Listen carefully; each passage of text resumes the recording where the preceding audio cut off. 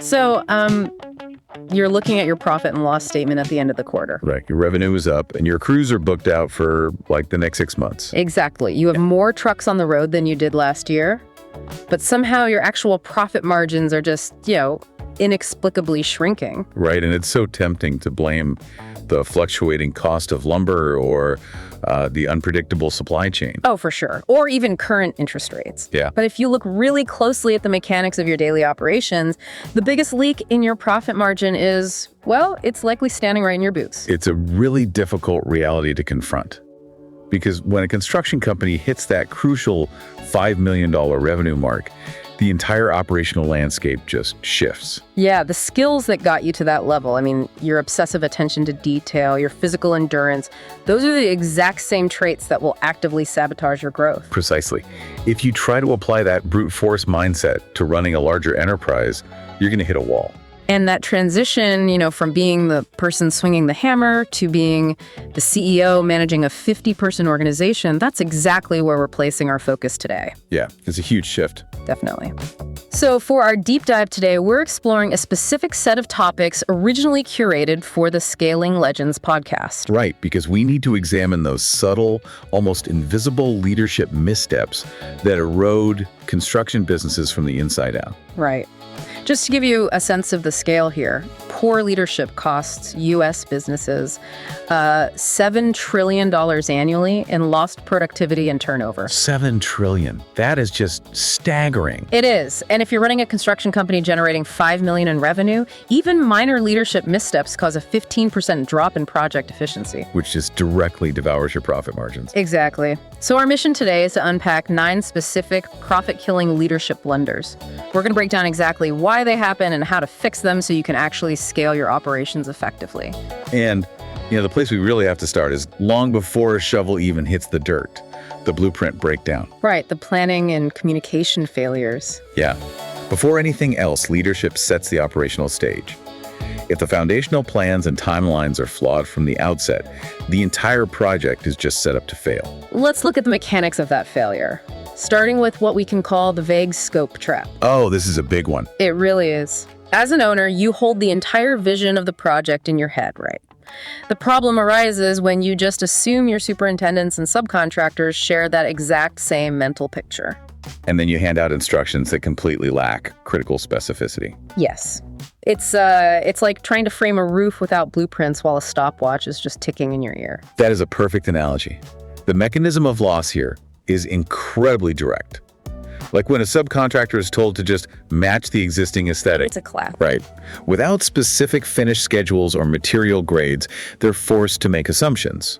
And according to Smart Business Automator's Market Intelligence Report, these unclear instructions lead to an average 20% increase in rework and project delays. 20%. That costs thousands of dollars on even a mid-sized job. Exactly. You're paying for the labor to install the wrong material, the wasted material itself, the labor to tear it out, and then the labor to finally do it correctly. And while all that rework is happening, your schedule is just bleeding out. It's a compounding penalty. It really is. Which leads directly to a broader issue, which is the psychological toll of communication blackouts. Right. Consistent updates are basically the mortar that holds the various trades together.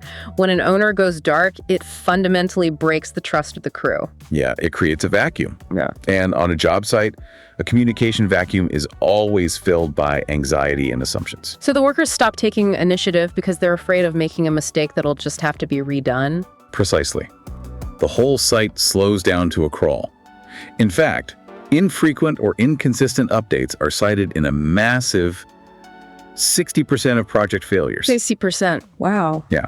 When your team doesn't know the broader context of the schedule, they just can't prioritize their daily tasks effectively. Okay, but let me push back on that idea of the schedule for a moment, especially when we talk about impossible deadlines. Sure. So rushing work for highly unrealistic timelines results in a 15% increase in safety incidents, right? And 10% higher budget overruns due to overtime. But, I mean, if we're being honest about the construction industry, aren't aggressive, impossible deadlines sometimes just the reality of client demands? It's a fair point. Like, how much of that safety and budget risk is actually a failure of leadership versus just, navigating a harsh market? Well, that's the core dilemma for any growing contractor. Yeah. The market is undoubtedly demanding, Commercial clients will always push for faster turnarounds. Right. They always want it done yesterday. Exactly. But the definition of true leadership in that exact scenario is what really matters.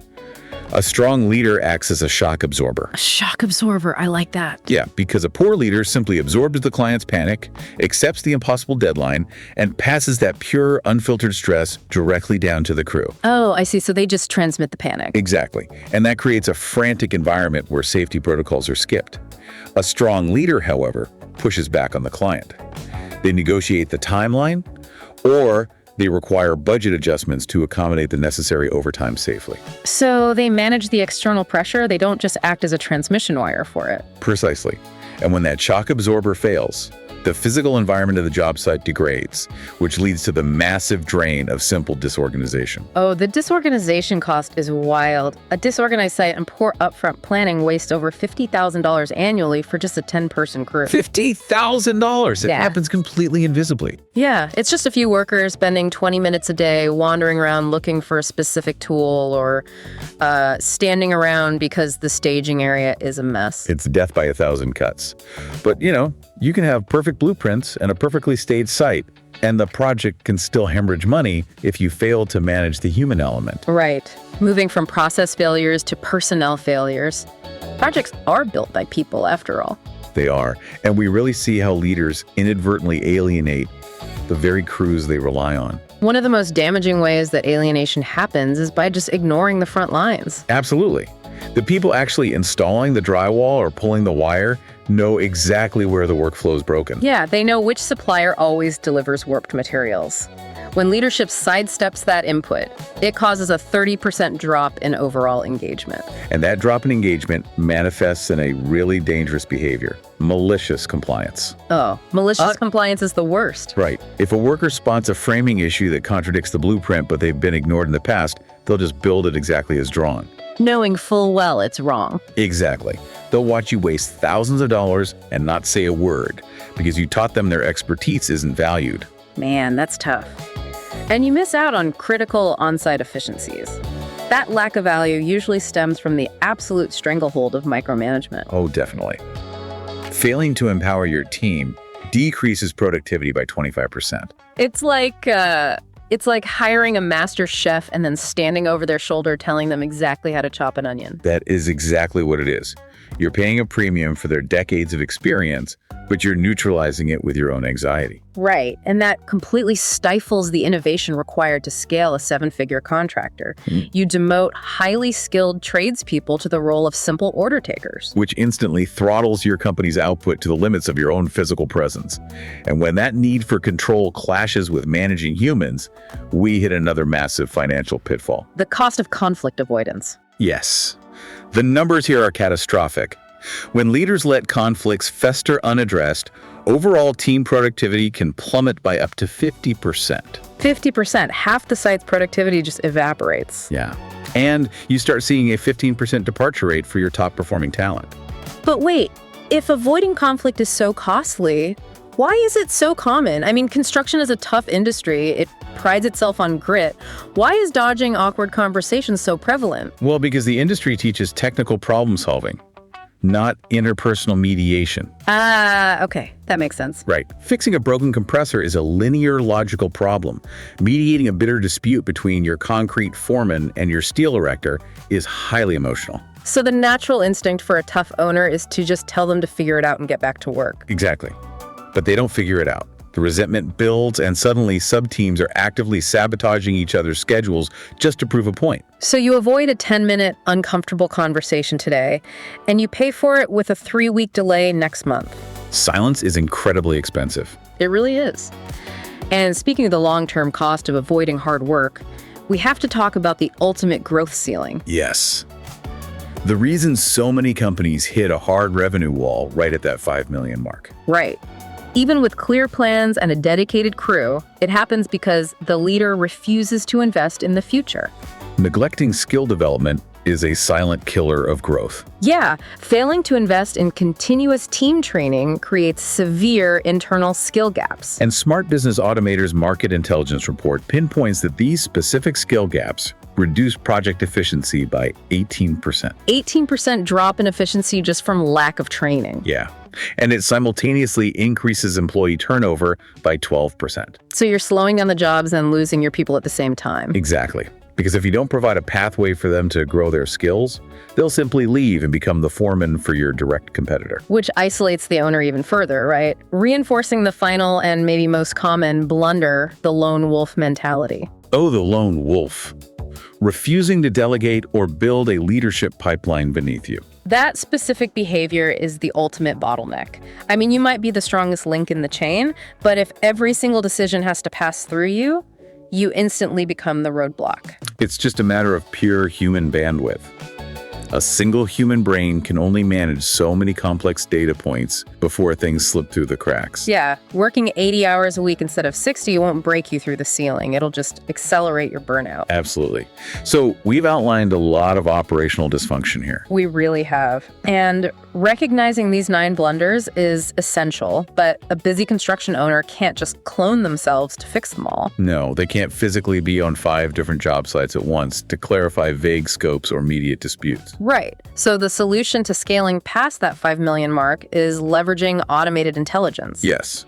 You have to reduce the manual coordination so managers can handle more projects without drowning in admin. Let's discuss what that paradigm shift actually looks like, starting with the disorganization and vague scopes we talked about earlier. Well, the platform organizes everything automatically. It tags photos, plans, permits, and daily reports as they're generated. Yeah, and the document intelligence extracts vital specs and drawings. Plus, there's a smart search feature, right? Exactly. Teams can just use natural language to find exactly what they need instantly. So instead of a superintendent calling you at 6 a.m. for an HVAC spec, they just ask the system and it hands it to them. Right. The vague scope vanishes immediately, and that instant retrieval completely neutralizes the communication blackouts, too. Oh, definitely. Because long field reports and meetings are turned into clear summaries with action items. Yeah, the automated report generation keeps internal updates and executive reports totally consistent. Which means everyone is operating from the exact same baseline of reality. What about the impossible deadlines and budgets? Well, the system intelligence provides schedule risk detection. It spots bottlenecks before they explode. So it does the math for you before you commit the resources.